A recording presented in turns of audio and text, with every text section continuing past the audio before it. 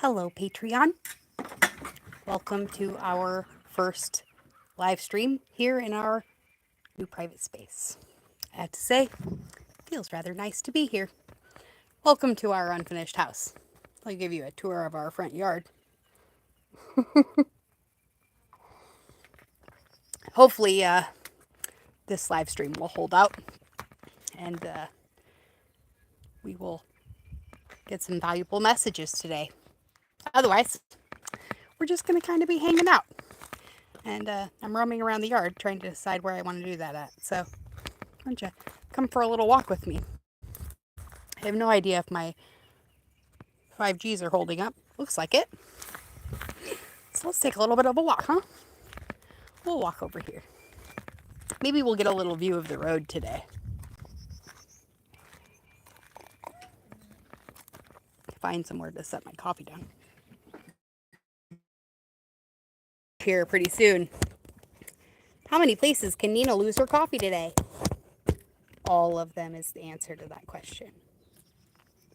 So I wanted to preview something really special too in this private space. I had not brought this out yet because, well, it's really significant to me.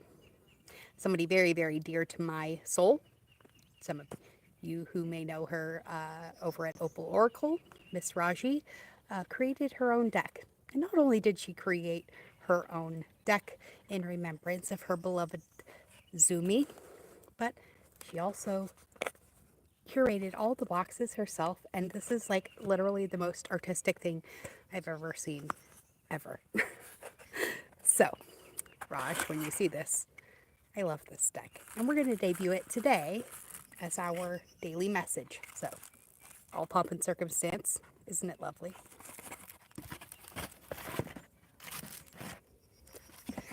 So let me undo our little wrappings here.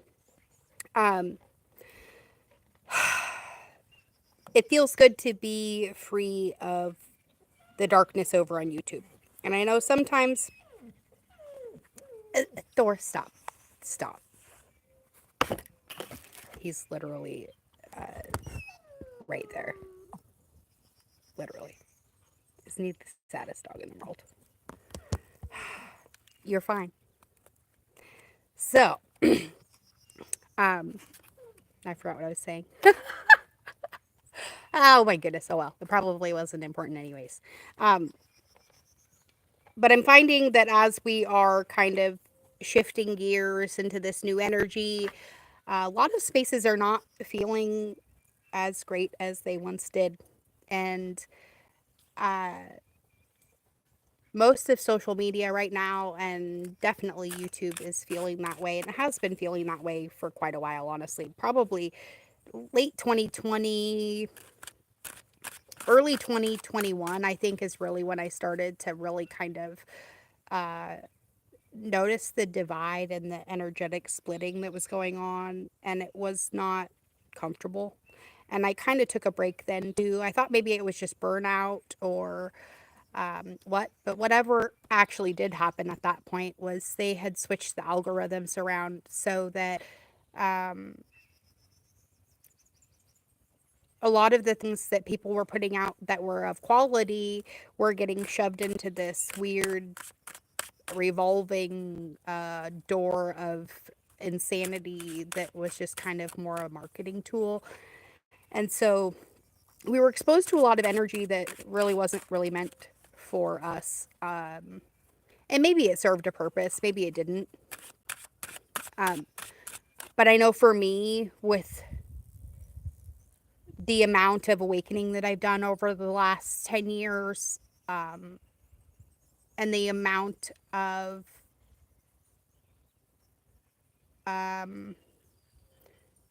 heart and throat chakra energy that has been moving through me, especially the last 3 years specifically, it's been really hard to kind of keep myself in that space because I didn't feel like it was where I belonged anymore.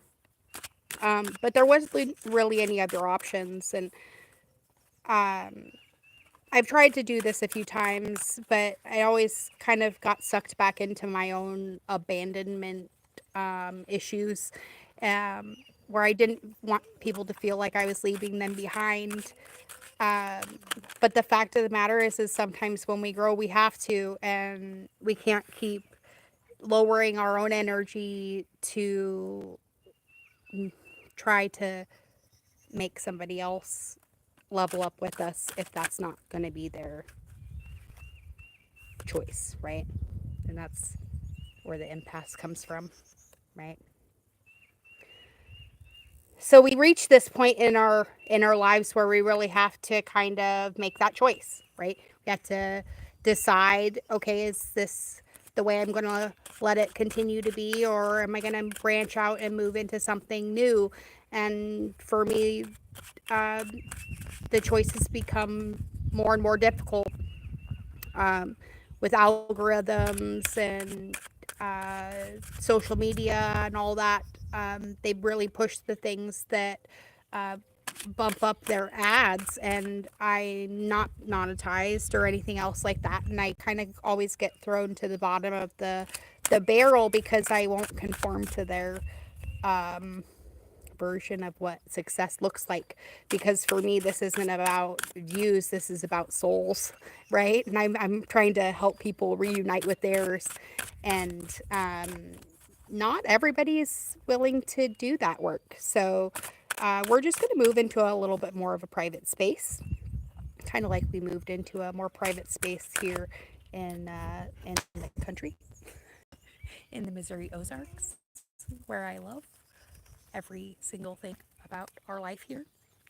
Um, and that's kind of just going to be the way that this is going to play out now, you know? And so I appreciate you and welcome you and thank you for being here in this space with me. But if it ends up just being me, it just ends up being me, right? But at least here I can feel comfortable to be myself authentically and not feel like I have to, in some way, conform to um, society's expectations or feel like I have to hide myself from people who are just being pervy, men and women. So um, that's just not something that I'm going to subject myself to. I choose not to victimize myself in that way.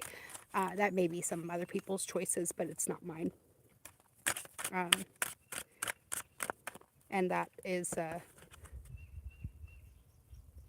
the healing of our own inner child, right? That helps in that acknowledgement of, okay, well, I don't feel comfortable here, so the adult me has to take that part of me that feels like a child maybe, or feels like that childlike innocence is being disrupted, and protect it.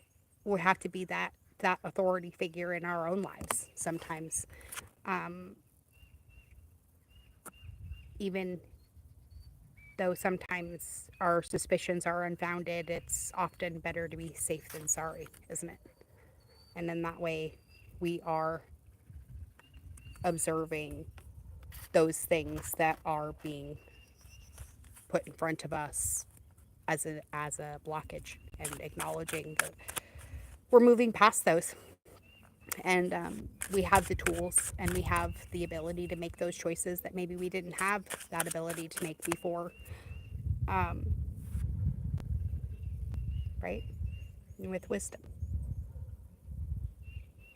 And that's how we're moving up into those higher chakra points in our life, is with the acknowledgement that maybe we do know what's best, and maybe the things that were our authorities as children in our lives, maybe those things are not necessarily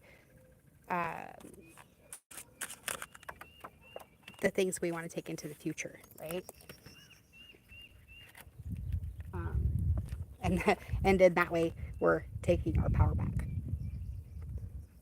So progress, right? Ooh, I like it. Let's get the top card as our last one for today. Curiosity. So we're moving into this next part of our life with curiosity and wonder and a sense of childlike abandon, and the knowledge that we are loved, we are safe, we have the power to choose, we have the knowledge to make those choices that we need to make. We're the ultimate authority in our lives. We have observed this, even though sometimes the creation of our own reality made us suspicious of our own abilities. That was the impasse that we created ourselves and had nothing to do with Source's message to us. And in that way, maybe we're healing that father wound. We know that we've become that person who would have protected us as a child. And then we can move into the knowledge that we are now fully safe in this new era of existence, this new chapter, this new book that we are writing ourselves instead of rereading from our past. So, welcome. Welcome to a new world. Welcome to a new world here at the Hearth's Edge at Eden Springs Homestead with me. Thank you to for joining us in the journey of creating your own life. And welcome to that. And I can't wait to hear how it's going for you. So make sure you tell me in the comments. I want to hear from you guys. Hit me up in our private chat community. Settle into our new space. It's ours. And just thank you for being you. Authentically you. In every moment. Remember, favor follows you wherever you go, my friends. As does my love. Be good. Be good at it. And I'll see you all again sometime really soon. Bye.